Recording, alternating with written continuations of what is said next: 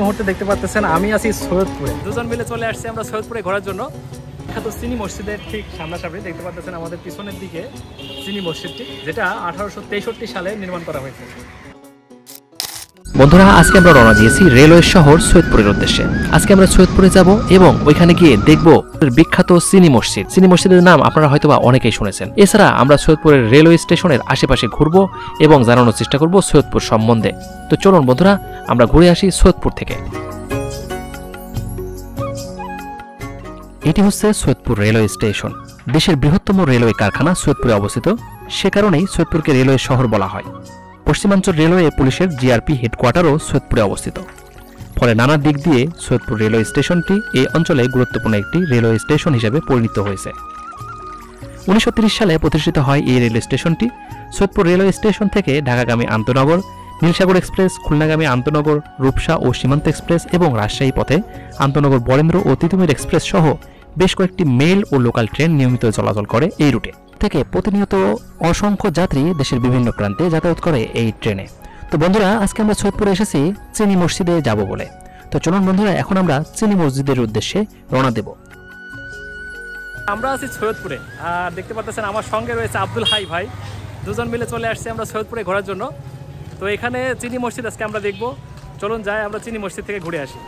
আমরা সৈয়দপুর চিনি মসজিদের উদ্দেশ্যে রওনা দিয়ে দিয়েছি। সৈয়দপুর রেল স্টেশন থেকে 10 টাকা ভাড়া দিয়ে আপনারা চলে আসতে পারেন এই সৈয়দপুর চিনি মসজিদে। ওই তো দেখতে পাচ্ছেন বন্ধুরা, সৈয়দপুর চিনি মসজিদ দেখা যাচ্ছে।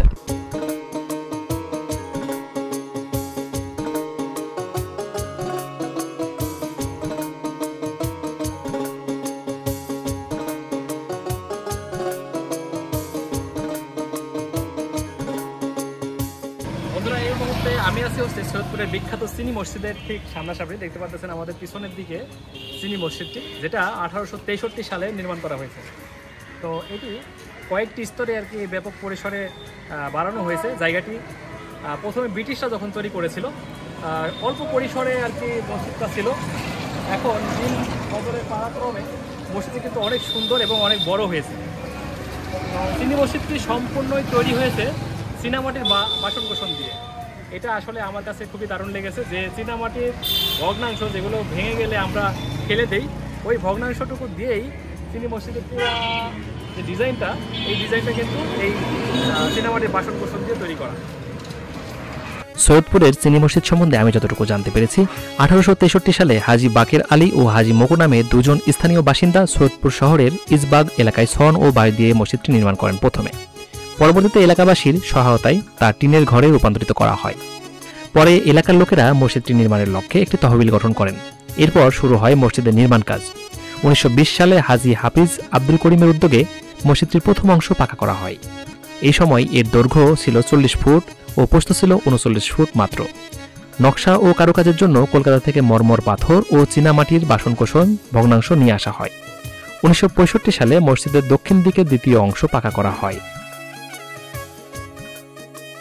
পরবর্তীতে বাংলাদেশ আমলে মসজিদের উত্তর দিকে তৃতীয় অংশ তৈরি করা হয়।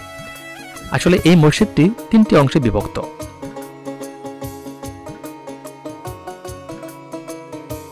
মসজিদের সৌন্দর্য বাড়াতে মসজিদের দেওয়ালে চীনামাটির থালার ভগ্নাংশ ও কাঁচের ভগ্নাংশ বসানো হয়। এই পদ্ধতিকে চিনি করা বা চিনি দানার কাজ বলা হয়। এখান থেকেই মসজিদের নাম হয় চিনি মসজিদ বা চীনা মসজিদ। সৌন্দর্যের কাজে ব্যবহৃত চীনামাটির উপকরণসমূহ কলকাতা থেকে আনা হয়েছিল বলে জানা যায়।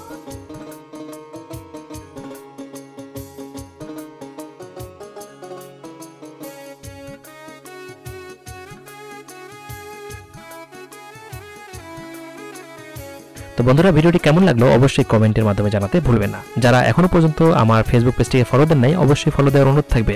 আর যারা আমার ইউটিউব চ্যানেল থেকে ভিডিওটি দেখতেছেন, অবশ্যই সাবস্ক্রাইব করে পাশে থাকবেন। দেখা হচ্ছে সামনে নতুন কোনো ভিডিওতে। সবাই ভালো থাকবেন, সুস্থ থাকবেন। আল্লাহ হাফেজ।